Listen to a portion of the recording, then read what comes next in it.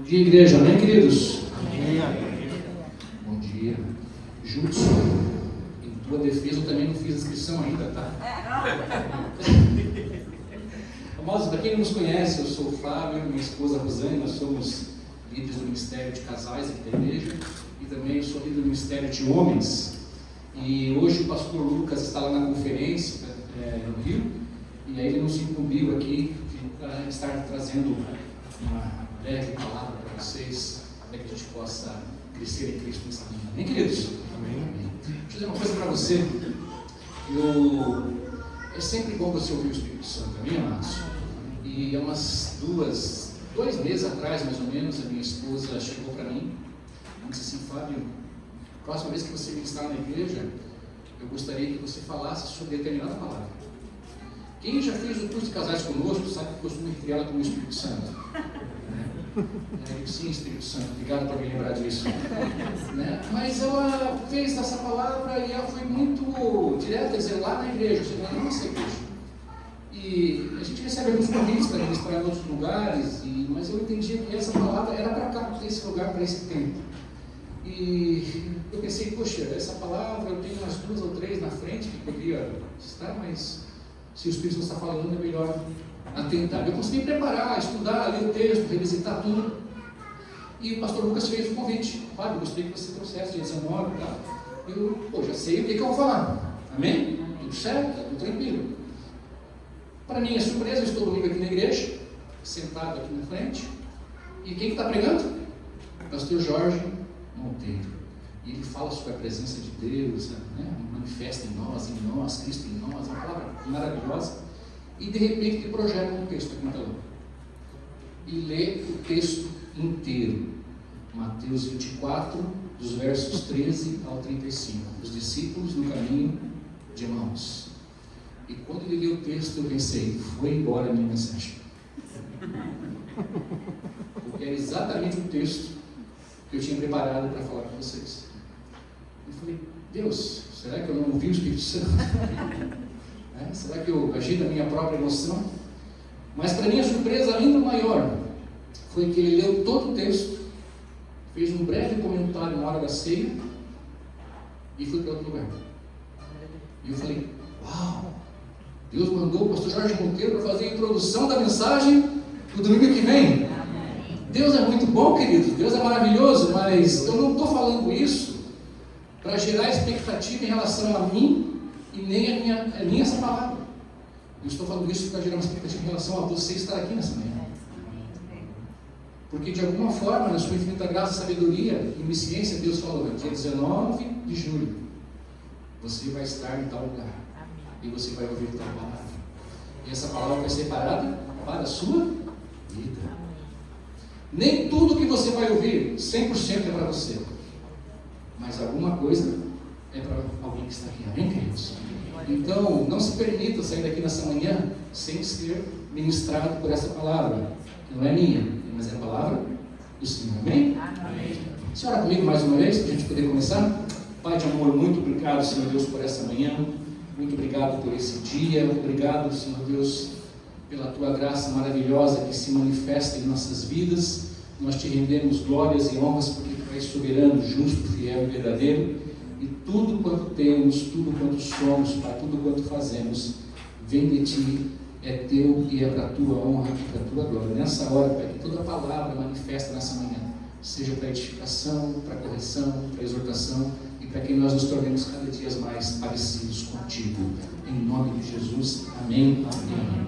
Você lê comigo o texto, amados? Está lá então no livro de Lucas, no capítulo 24. O texto é um pouquinho comprido, mas eu creio que é importante que nós possamos lê-lo inteiro para que a gente tenha uma compreensão de todo o texto. Quem estava aqui semana passada nos cursos? Pouca gente. Então você vai ter a oportunidade de poder ler hoje comigo aqui, amém? Então diz assim: naquele mesmo dia, 2 deles estavam de caminho para uma aldeia chamada Emaús, distante de Jerusalém 60 estádios. Algumas traduções falam em 11 quilômetros, 12 quilômetros. E iam conversando a respeito de todas as coisas sucedidas. Aconteceu que enquanto conversavam e discutiam, o próprio Jesus se aproximou e ia com eles. Os seus olhos, porém, estavam como impedidos de o reconhecer. Então lhes perguntou Jesus: que é isso que vos preocupa? E de que ides tratando à medida que caminhais? E eles pararam entristecidos. Um, porém, chamado Cleopas, respondeu dizendo: és o único, porventura, que, tendo estado em Jerusalém, ignoras as ocorrências desses últimos dias? E ele lhes perguntou: quais? E eles lhe explicaram o que aconteceu a Jesus o Nazareno, que era varão profeta, poderoso em obras e palavras, diante de Deus e de todo o povo. E como os principais sacerdotes e as nossas autoridades o entregaram para ser condenado à morte e o crucificaram. Ora, nós esperávamos que fosse ele quem havia de redimir a Israel. Mas depois de tudo isto, é já este o terceiro dia desde que tais coisas sucederam. É verdade também que algumas mulheres das que conosco estavam nos surpreenderam tendo ido de madrugada ao túmulo e, não achando o corpo de Jesus, voltaram dizendo terem tido uma visão de anjos, os quais afirmam que ele vive. De fato, alguns dos nossos foram ao sepulcro e verificaram a exatidão do que disseram as mulheres, mas não ouviram. Então lhes disse Jesus: honestos e tardos de coração para crer tudo o que os profetas disseram. Porventura não convinha que o Cristo padecesse e entrasse na sua glória? E começando por Moisés, discorrendo por todos os profetas, expunha-lhes o que a seu respeito constava em todas as Escrituras. Quando se aproximaram da aldeia, para onde iam, fez ele menção de passar adiante. Mas eles o constrangeram, dizendo: fica conosco, porque é tarde e o dia já declina. E entrou para ficar com eles. E aconteceu que quando estavam à mesa, tomou ele o pão, o abençoou e, tendo partido, lhes deu. Então se eles abriram os olhos e o reconheceram, mas ele desapareceu da presença deles. E disseram um ao outro: porventura não nos ardia o coração quando ele pelo caminho nos falava, quando nos expunha as Escrituras? E na mesma hora, levantando-se, voltaram para Jerusalém, onde acharam reunidos os 11 e outros com eles, os quais diziam: o Senhor ressuscitou e já apareceu a Simão. Então os dois contaram o que lhes acontecera pelo caminho e como fora por eles reconhecido no partir do pão. Amém, queridos? Amém. Essa é a palavra do Senhor nessa manhã. Deixa eu dizer algo, que o tema dessa mensagem é: por que não puderam reconhecer? E é uma passagem um pouco estranha, porque o texto fala que eles estão andando no caminho e Jesus vem ao lado deles. E para qualquer pessoa com um mínimo de possibilidade de visão, não precisa alguém estar tão longe para que você possa reconhecê-lo. Mas de uma forma que a Bíblia não explica exatamente o porquê, esses dois discípulos de Jesus que estão andando no caminho não percebem isso. E eu queria apresentar para você nessa manhã 4 motivos pelos quais eu creio que eles não puderam fazer isso. E talvez nessa manhã aqui, algum desses motivos seja um motivo pelo qual você precise ser avisado, para que você consiga ter uma compreensão maior de que Jesus está sempre ao seu lado. Amém? Amém. Mas antes de fazer isso, eu gostaria de trabalhar um pouquinho o panorama em que essa passagem acontece. E a primeira questão acerca dela fala acerca do dia. O dia em que essa situação ocorre. E é um dia bem interessante, porque essa história ela não começa no capítulo 13 do livro de Lucas, no capítulo 24. Ela começa no versículo 1. E lá no versículo 1 ela começa a descrever uma história em que Maria, Madalena, Joana e as demais mulheres que serviam Jesus, elas acordam numa alta madrugada de domingo e elas vão aonde? Vão ao túmulo de Jesus para terminar o serviço que elas tinham começado, mas que não puderam acabar. E que serviço é esse? Jesus expira na cruz, no sacrifício considerado no templo, no sacrifício das 3 horas da tarde. É mais ou menos o que os teólogos entendem que é o momento em que Jesus entrega a sua vida na cruz e fala: Pai, em tuas mãos entrego o meu espírito. É por volta das 3 horas da tarde. E nós sabemos que nesse mesmo horário ocorria um sacrifício no templo. Jesus é o último sacrifício, é o perfeito sacrifício, é o único sacrifício que nós precisamos. Nós não precisamos de mais nenhum outro, porque nele nós já temos tudo. Amém. E nesse momento o véu do templo se rasga e nós temos agora livre acesso à presença do Pai, porque a presença do Pai vem habitar também em nós. Isso é tremendo, irmãos. E o texto fala que rapidamente José de Arimateia pede o corpo de Cristo para ser preparado com todos aqueles rituais que os judeus faziam e ser colocado num túmulo para que então Jesus tivesse o seu lugar de repouso, segundo a visão deles, né?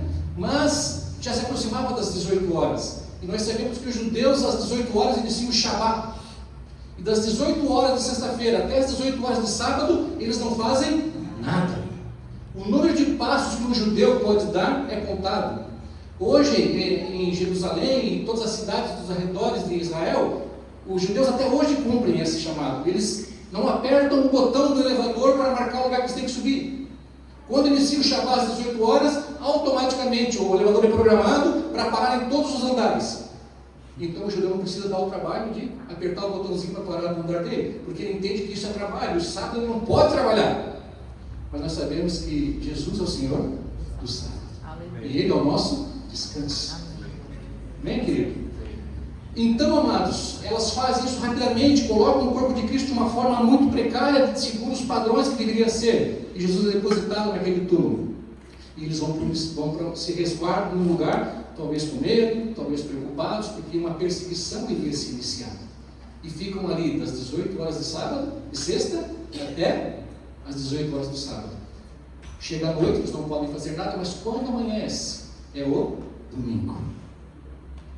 Alta madrugada, elas se levantam, pegam o unguento, as especiarias, talvez as vestes novas, os perfumes, e resolvem ir até o túmulo de Cristo para poder preparar e continuar aquele serviço de entrega do corpo de Jesus. Mas quando elas chegam lá, para surpresa delas, a pedra removeu. Tem 2 homens junto à pedra e eles falam para elas: o que fazem aqui? Elas perguntam: Senhor, onde colocaste o corpo do meu Senhor? E eles falam algo para ela que é incrível. Diz assim: por que procurais entre os mortos aquele que está vivo? Está vivo. E elas não entendem aquilo, então eles explicam mais uma vez: vocês não lembram do que ele vos explicou enquanto andavam com ele? Que importava que o Cristo padecesse, fosse entregue na mão de malfeitores, mas que ao 3º dia ressuscitasse. E nesse momento os olhos delas são abertos. Elas voltam correndo para encontrar os discípulos. E quando chegam, elas contam: o nosso mestre está vivo. Ele ressuscitou. Eles olham para ele e dizem: você está doido? Vocês estão doidos? O que está acontecendo? Mas diz que Pedro, pelo ser um colérico, extremamente agitado, sai correndo de onde ele está. João vai atrás dele, e João, por ser mais novo, chega antes e chega no lugar onde Jesus havia sido colocado e não encontram o corpo de Cristo. E retornam também para o mesmo lugar onde os outros discípulos estavam e falam: é verdade o que elas nos falaram, é verdade que o corpo não está lá. Amado, pensa comigo, se você estivesse nessa assembleia, se você estivesse nesse lugar onde tudo isso está acontecendo, qual seria a sua atitude? Qual seria a sua atitude? Talvez muitas, mas a última seria dizer: eu vou sair do lugar que eu estou, eu vou sair daqui e vou para outro lugar. Não faz o menor sentido. Você entende qual que é o dia? Você entende o panorama do dia em que eles recebem essa notícia? Não é mais o dia em que Jesus está sendo crucificado, não é o dia em que Jesus está morto, mas é o dia em que Jesus ressuscitou. Esse é o dia. Primeira parte do panorama. Segunda parte, os discípulos. O texto fala que 2 deles saem de Jerusalém, aonde eles estão reunidos com todos os outros discípulos, e seguem para uma cidade chamada Emaús, que fica distante de 10 a 12 quilômetros, dependendo da sua versão da Bíblia. E quem são esses 2?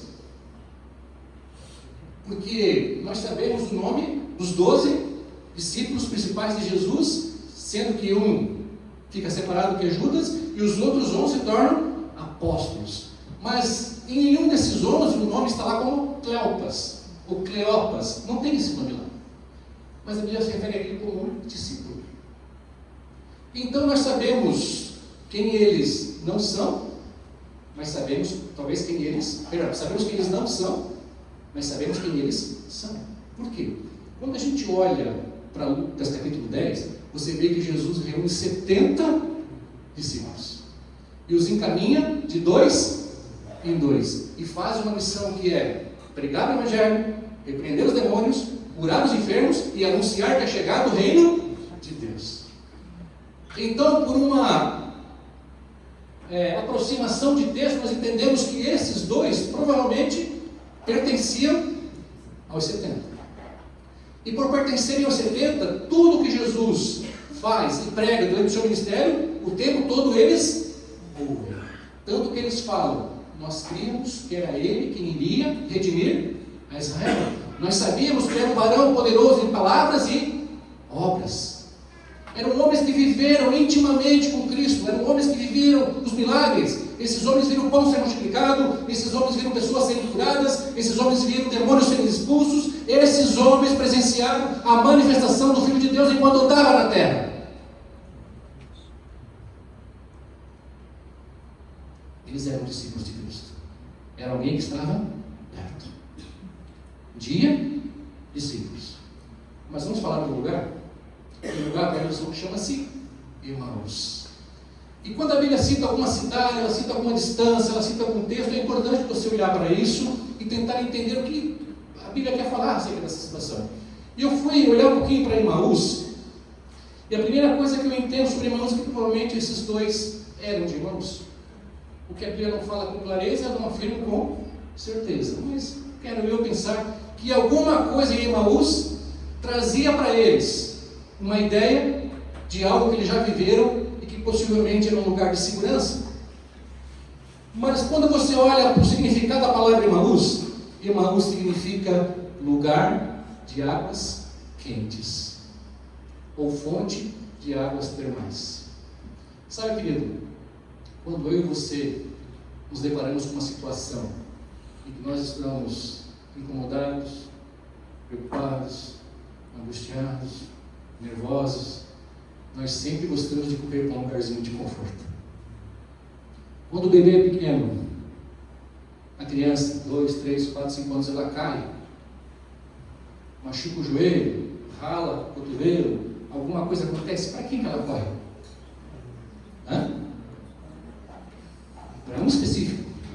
Para a mãe. Por quê?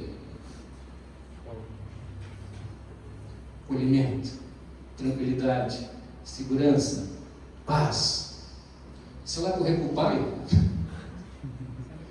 eu não te falei, eu não te disse para tu parar de correr, seu moleque. Aí, ó, caiu? Bem feito. Porque o pai tem a função de gerar crescimento através de ensino, disciplina, orientação. O pai empurra, o pai força, o pai põe pressão. Mas a mãe acolhe. E está tudo certo. O problema é quando os dois só acolhem, ou quando os dois só... Ainda bem que o Lucas não está aqui ouvindo a mensagem lá atrás. Mas enfim, queridos, esse é o papel que é distribuído para a mãe e para o pai. Mas nós, quando vamos crescendo, a gente só vai trocando o tipo de colo. Não dá para ir dar colo da mãe sentar. Então você vai para onde? Talvez para velhas práticas, talvez para velhos costumes, velhos hábitos, que muitas vezes não te levam para o lugar onde Deus quer que você esteja. Você entende o dia, você entende os discípulos, você entende o lugar. Nem sempre o lugar para onde eu estou indo é o lugar para onde eu deveria estar indo. Tudo bem, queridos? Montamos esse cenário aqui? Está perfeito? Vamos falar sobre as 4 razões pelas quais eu creio que esses homens não puderam reconhecer Jesus. Vamos ler esse texto aqui novamente. Naquele mesmo dia, 2 deles estavam de caminho para uma aldeia chamada Emaús, distante Jerusalém. Nós sabemos que a Bíblia apresenta Jerusalém como o centro da manifestação da presença de Deus no Velho Testamento. Porque o templo de Jerusalém estava o templo de Salomão estava em Jerusalém. E todo culto só poderia ser prestado em Jerusalém. Jesus morre em Jerusalém. Jesus ressuscita em Jerusalém. Mas na hora que esses homens se acham perto, eles resolvem sair de Jerusalém. A primeira coisa pela qual eu entendo, amados, que eles não puderam reconhecer Jesus foi por causa da distância. E talvez você possa ver, Fábio, o texto fala que eles estavam andando e Jesus veio do lado. Como é que a distância pode ser algo que os impeça de reconhecer Jesus? Eu e minha esposa trabalhamos pelo menos há uns 25 anos com casais. 25 anos. E se nós contássemos para vocês a quantidade de casais que nós já encontramos, que nós já tivemos a oportunidade e a possibilidade de conversar e perceber a distância que há entre eles, mesmo vivendo debaixo do mesmo teto, você talvez ficaria impressionado. É tão interessante isso, porque um dia eles se conheceram, um dia fizeram uma jura de amor, um dia fizeram uma aliança com estabelecimento de compromissos, geraram intimidade, geraram família, filhos, mas chega um determinado momento em que um olha para o outro e fala: uau, quem é você? Estão totalmente longes um do outro, a ponto de acordarem pela manhã, não darem um bom dia, tomarem o seu café, não trocarem uma palavra, irem para os seus trabalhos, para as suas atividades, não se conectarem ao longo de todo o dia, e quando chega a noite pensam: meu Deus, tenho que ir para casa andar com aquele estranho. A distância nem sempre é física. A distância, às vezes, ela é emocional. E quando esses homens saem de Jerusalém e resolvem ir para um outro lugar, é como se eles dissessem: tudo que nós vivemos ali foi bom, mas já não tem mais lugar na nossa vida. Eles se afastam. E quando Cristo se aproxima, quando Jesus se aproxima, eles não conseguem reconhecer. Eu vivi uma história, me permita rapidamente partilhar para você. Eu fiz uma viagem para uma cidade a trabalho, e era bem longe aqui do Brasil. E quando eu estava lá, eu rapidamente fiz o que eu tinha que fazer, me sobrou um meio-dia, eu queria visitar a cidade um pouquinho, aproveitar para conhecer alguns pontos. E eu usei o serviço de um taxista que me atendeu naqueles dias, e eu perguntei: você pode me levar aqui em alguns pontos turísticos? Ele falou: claro, eu te levo. E ele foi, ele falava espanhol, e eu no meu portunhol, a gente foi, mas chegou um determinado momento que nós dois já nos comunicávamos bem dentro das nossas limitações linguísticas. Mas ele chegou num lugar que era o estádio municipal daquela cidade que foi feito para receber as Olimpíadas.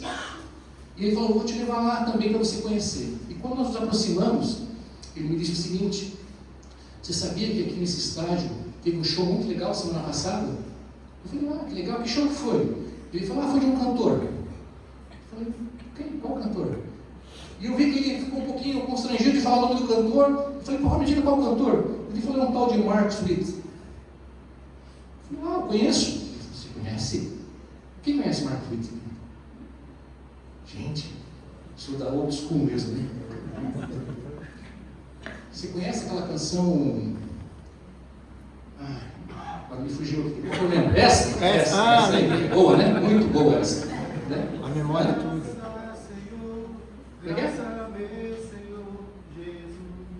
Graças, obrigado, né? Te dou graça. Lembra dessa, não? Graças, Senhor. Essa, mas nem é a mais conhecida, né? Aquela da fidelidade. Tua fidelidade. Lembra, não? É grande. Bom, gente, tem muita música linda, muita música linda. Eu falei: cara, eu conheço esse cara é muito bom. Ele falou: eu falei: você conhece ele? Ele falou: conheço. Tanto você conhece? Não, muito você conhece. Ele falou: eu já ouvi muitas músicas dele, inclusive na igreja que eu ia. Eu falei: sério? Nós estávamos em Barcelona. E eu falei: que cidade que você é? Ele falou: eu sou de Bogotá, na Colômbia. Eu falei: uau! Eu falei: você foi no show? Ele falou: não fui. Eu falei: por quê? Eu tive vontade, mas não consegui. Ele falou: por que você não foi? Ele falou: porque eu estou longe do caminho. Eu falei, talvez era por isso que eu acredito. Ele falou, mas você sabe que eu tenho uma mãe que ora por mim todos os dias? Aí ele abriu o porta-luva e tirou o CD do Mark Witt. E falou, mas eu comprei o CD. Eu falei, cara, por que você não pintou e recebeu isso? Ele falou, eu não sei. Deixa eu dar uma coisa para ti. Quando Deus quer alcançar alguém, Ele tira um cara de Joinville, Santa Catarina, põe num avião, faz trabalhar o dia 3 dias e sobrar um meio-dia, faz entrar num táxi para encontrar alguém e dizer, Jesus te ama. Ele quer você. A distância não pode te impedir, porque Ele não é medido por distâncias. Você entende isso, querido? Quão distante você pode ter ido a ponto de você não mais saber quem Ele é? É por isso que Ele não veio estar do nosso lado, Ele não veio estar na nossa frente, Ele não veio estar atrás, Ele veio estar dentro. A sua presença é constante em todo o tempo. Amém? Vamos para o segundo ponto. O segundo ponto, queridos, que eu acredito que está lá no verso de número 21. Então eles perguntou a Jesus, que é isso que vos preocupa? Eles estavam distantes e eles estavam preocupados. E as preocupações deles eram preocupações genuínas. A gente pensava que era Ele, a gente viu o que Ele fez, a gente estava confiante que era isso, mas de repente tudo se esvaiu. E agora já fazem 3 dias que Ele está morto. Não, faz um dia que Ele está vivo. Você saiu do seu lugar no dia que Ele voltou a viver. Isso é muito doido. Se eles tivessem ficado um pouquinho mais de tempo, eles mesmos teriam visto com seus olhos Jesus lá. Sabe, a Bíblia diz no livro de Mateus capítulo 6, Mateus 6, 27 diz assim: qual de vós, por mais ansioso que esteja, pode acrescentar um côvado ao curso da sua vida? Um côvado é mais ou menos 15 centímetros. Qual de nós, por mais preocupados, angustiados, nervosos, podemos acrescentar 15 centímetros ao curso da nossa vida? E depois disso, Jesus começa um discurso dizendo: olhai para os lírios, olhai para as aves do céu. Nem Salomão em toda a sua glória se vestiu como um deles. As aves cantam e o Pai do céu as alimenta. E ele termina dizendo: quanto mais vós. Quanto mais vós. Então, amados, as preocupações, muitas vezes, elas curvam a nossa visão de ver quem Jesus é e o que Ele está fazendo nessas coisas. Tudo bem? Você entende isso? Vamos para a terceira? E a terceira talvez seja a mais poderosa. Diz assim: então lhes perguntou Jesus, que é isso que vos preocupa e de que lhes tratando à medida que caminhais? E eles pararam entristecidos. Entristecidos. A tristeza tem um poder incrível sobre a vida da pessoa. Existe uma frase que você, talvez você precisasse gravar nessa manhã, que diz assim: a tristeza, ela é uma má professora e uma péssima companheira. Você entende isso? A tristeza é uma má professora e uma péssima companheira. Eclesiastes fala que é um tempo para todas as coisas debaixo do céu, até um tempo de luto, tempo de rir e tempo de chorar. Mas ele fala que tem um tempo. Vencido o tempo, você simplesmente para de chorar, porque você continua com os seus olhos firmados na cruz. Você deixa de olhar para a circunstância, para a ausência, para a saudade, e você olha para Ele. Mas tem gente que muitas vezes se coloca num lugar de tanta tristeza, que a tristeza se torna uma companheira. E a tristeza não ensina coisas boas. Amados, eu estava numa igreja a qual nós pertencemos por um tempo, e eu estava sentado ali mais ou menos naquele lugar que estão ali os queridos ali. E a igreja era mais ou menos como é assim, que formadas as cadeiras eram em si. E eu sentado ali, a gente observava que ele entrava por aquela porta, como é aqui também. Eu estava sentado, me preparando para assistir o culto, que já ia começar, e de repente entrou uma jovem, uma moça, casada, e ela entrou com um filhinho no colo. E logo atrás dela o seu marido. E quando eles entraram por aquela porta, dali onde eu estava sentado, eu olhei. E não sei, talvez para os mais jovens aqui não vai fazer muito sentido o que eu vou falar, mas lembra daquela TV antigamente que você tinha que regular lá a antena para as imagens se juntarem, irmão? Que andava uma pessoa aqui, no outro lado, assim, né? Ficava tipo um fantasma, né? Um holograma no outro lado da pessoa e as imagens eram desconectadas. Quando aquela moça entrou naquele ambiente, as imagens dela fizeram assim. Ela ficou, a pessoa física dela como é, e à frente dela se formou uma outra imagem, que era ela, mas numa, como se fosse assim, meio esfumaçado, embranquecido, só a penumbra dela, mais ou menos assim, digamos. Só que ela, a pessoa dela, física, como ela era real, estava sorridente, com o bebê no colo. Mas aquela outra imagem que descolou dela era extremamente abatida, triste, cabisbaixa, olhar profundo. E eu olhei para aquilo e falei: Jesus, que é isso?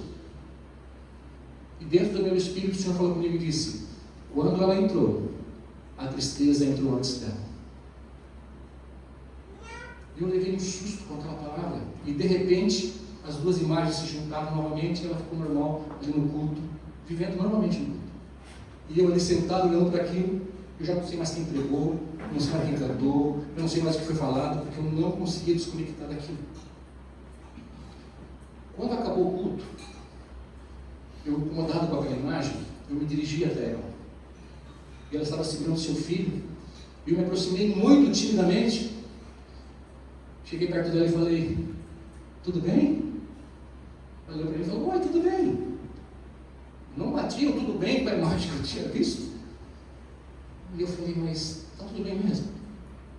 Ela falou: sim, por quê? Eu falei: meu Deus, está doido. Essa é a hora de eu pegar minha Bíblia e dá tempo de ir para casa sem passar uma vergonha. Mas aquilo era tão forte que eu falei para ela: posso te falar uma coisa? Ela disse: sim. Quando eu vi você entrar ali, o Senhor falou comigo que a tristeza entrou antes que você. Aí eu vi que o olho dela marejou. Quando ela ficou com o olho mais marejado, eu percebi que a expressão mudou.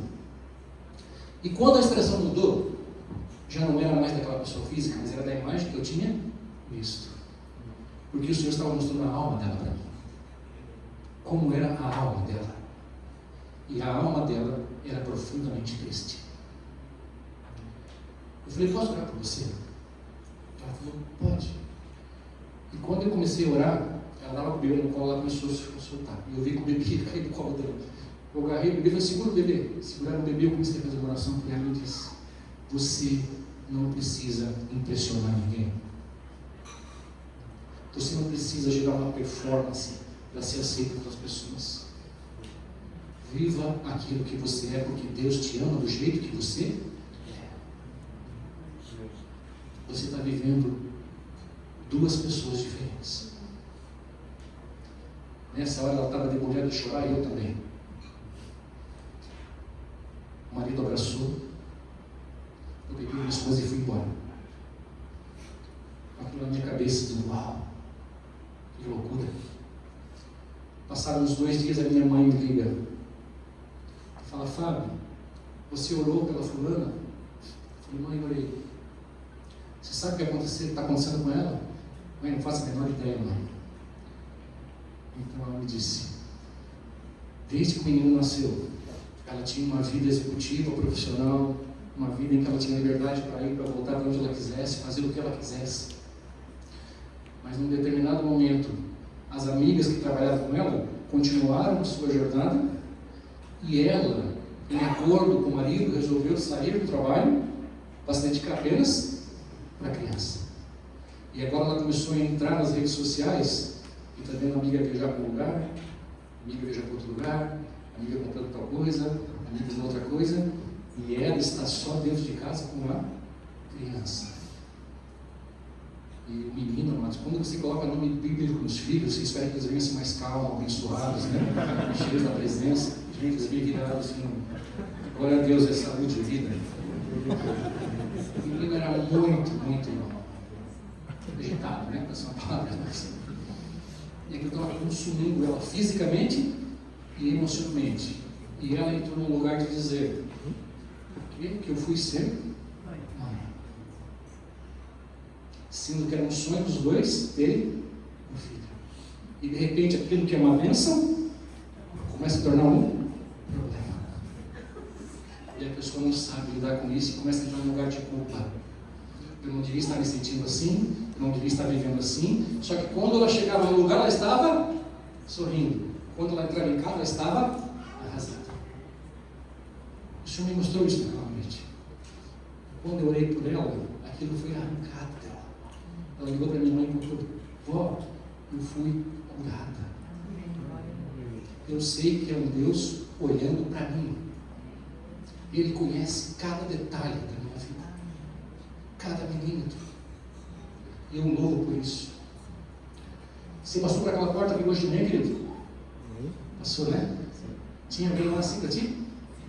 Tinha, né? Você foi abraçado umas 4 vezes aqui dentro hoje, não foi? Tem gente que já fica assim, já quando vamos falar de novo. Qual foi a sua resposta? Está tudo bem? O que você respondeu? Está tudo? Está tudo bem. Ou foi mais um dia em que você mostrou para os outros algo que verdadeiramente não é o que você está vendo? Nós somos muito educados. Um dia eu estava ali, o Camilo chegou para mim e falou: oi, Fábio, tudo bem? Eu fui tomado por um sincericídio tremendo. Eu falei: não, Camilo. Ele levou um susto. Porque não é a resposta que nós combinamos, né? Fala a verdade. Não é isso que está combinado. Ele falou: o que foi? E eu comecei a contar para ele. Isso já colou mais um, encostou aquele, e não deu para conversar mais. Passou uns 2 dias, passaram-se uns 2 dias, ele mandou uma mensagem para mim: Fábio, a gente não conseguiu conversar aquele dia ali, mas eu quero dizer para ti o seguinte: conta comigo. O que você precisar, conta comigo, cara. Não perca o teu sono, não entre no lugar de tristeza, não fique cansado, conta comigo. Aquilo entrou na minha alma assim como um bálsamo, um refrigério santo, uma alegria duradoura. E eu não precisei de nada do que ele me ofereceu, glória a Deus. Mas a palavra que ele me deu é aquilo que eu precisava. Eu estou olhando por você. E às vezes Deus fala contigo diretamente, às vezes Deus fala com você através de um outro irmão. Então, quando você cumprimenta alguém aqui, não é só um cumprimento. É a sua oportunidade de ser a mão de Deus, a boca de Deus, os braços de Deus, sobre a vida de outra pessoa. Você não entende, talvez, a cura que vem disso. Tristeza. Eu guardo para nós terminarmos aqui, querido, e no final, parar no verso 22 que diz: então lhes disse Jesus: honestos e tardos de coração para incredulidade. Você lembra que eles estavam lá na casa, as mulheres entraram e falaram? Os discípulos João e Pedro entraram e falaram? Jesus ressuscitou. E eles fizeram o quê? Nessa manhã, desde que esse culto anunciou, nós estamos lhe dizendo: Jesus Cristo vive. Jesus Cristo é maravilhoso. Ele é a presença de Deus em nós. Ele é a vida. Como é que você está recebendo essas palavras? Se você gerar isso em incredulidade, eu achar que é apenas mais um momento de culto, vai ser apenas mais um momento de culto.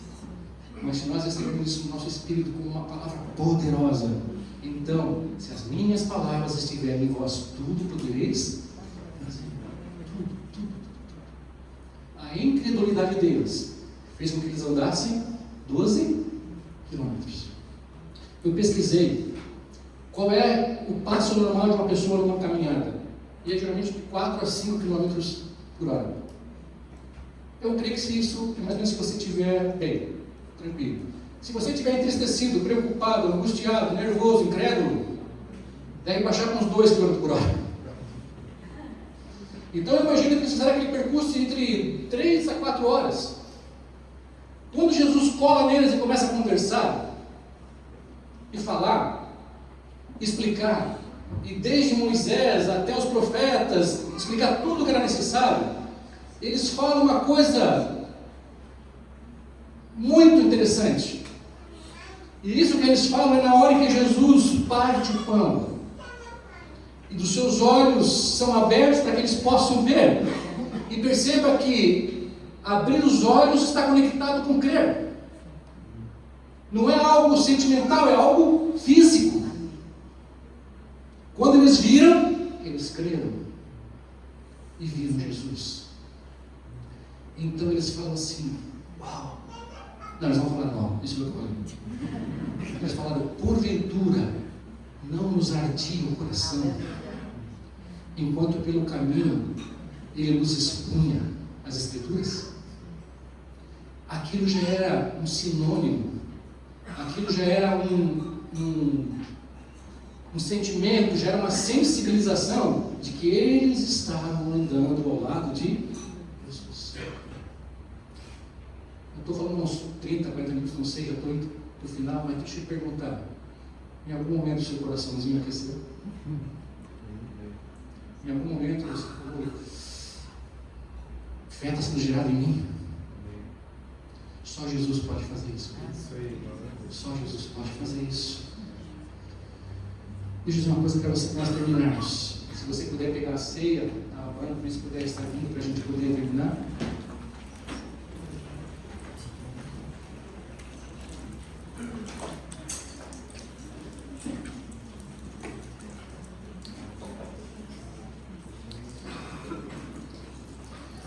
Querido, o vinho que Jesus multiplicou nas bodas de Caná, depois de tomado ele, acabou. Tudo bem? Os pães e os peixes que Jesus multiplicou em 2 oportunidades, eles também acabaram. Os enfermos e os doentes que foram curados, um dia também morreram. E todos esses experimentaram dos milagres que Jesus fez.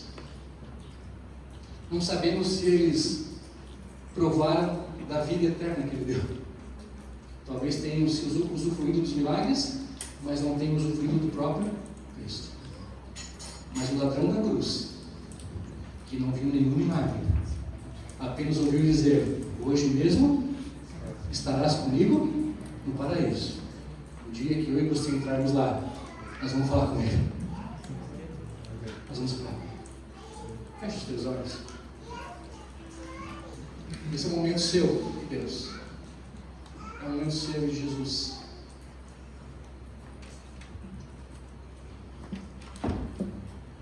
Talvez Jesus esteja dizendo: eu quero andar do teu lado. Eu quero andar com você. Eu quero viver com você. Qual é a sua resposta nessa manhã para ele? Sabe, queridos, o único propósito, um dos únicos mais importantes propósitos que nós temos como igreja é apresentar Jesus Cristo como Senhor e Salvador para que as pessoas encontrem vida eterna. É isso. Então, nessa manhã, se você ouviu essas palavras e você precisa tomar essa decisão aí onde você está, levante uma das suas mãos dizendo: eu quero receber Jesus Cristo como meu Senhor e Salvador. Eu preciso disso. Alguém aqui nessa manhã? Aí onde você está, faça um leve sinal e nós queremos orar por você. Queremos simplesmente orar por você e nos alegrarmos como família da fé. Amém?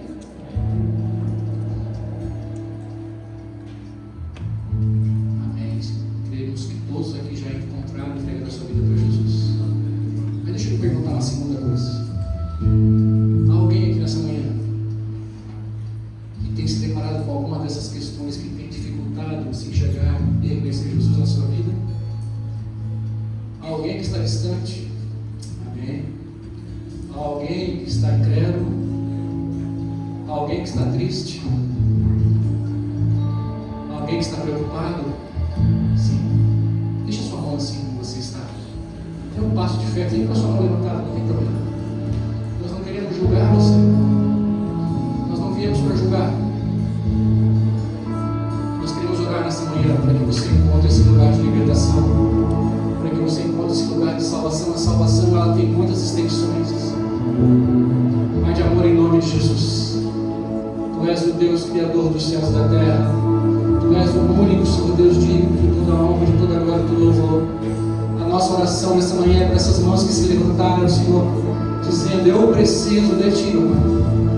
Eu preciso entregar isso que nesse momento tem tomado, Senhor Deus, lugar na minha vida. Eu preciso entregar, Senhor Deus, essas preocupações, Senhor Deus, essas angústias, essas ansiedades, essas limitações, Pai. Eu preciso entregar para o Senhor nessa manhã. Eu preciso ir mais longe, eu preciso ir mais fundo, eu preciso andar contigo, preciso conhecer mais o Senhor.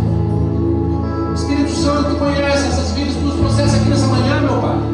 Eu te peço em nome de Jesus, porque a obra é Tua, o agir é Teu, o mover é Teu. Fala individualmente com cada um na sua necessidade. Oh, Pai, aquilo que eles precisam, Senhor Deus, toma o Teu lugar nessas vidas, Senhor Deus. Que eles se abram e se entreguem verdadeiramente para o Senhor. E que já não haja mais nada que possa obstruir os seus olhos e verem quem Tu és, meu Pai. Quem Tu és. Tu és o Filho de Deus, o amado de nossas almas. Tu és o Cordeiro de Deus que tira o pecado do mundo. Tu és o Alfa e o Ômega, o princípio e o fim. Tudo é Teu, tudo está em Ti. As nossas vidas estão em Ti. E por isso nós te rendemos glória nessa manhã. Seja bendito, Senhor Deus, e abençoa os meus irmãos com toda sorte de bênçãos espirituais nas regiões celestiais, em nome de Jesus. Amém, querido? E você recebe essa palavra, amado? Amém. Você está com pão aí? Oh, aleluia. O verso 32 diz que, ó, eu quero que você faça um negocinho diferente hoje. Calma. Eu sei que é pequenininho, mas você consegue assim pegar com dois dedinhos assim, ó. E lembra que os olhos foram abertos quando ele partiu. Vamos declarar profeticamente na nossa vida que hoje o Senhor vai abrir os nossos olhos para a coisa que nós precisamos ver nele, amém, querido? Então, em Ti, Senhor, nós partimos o pão.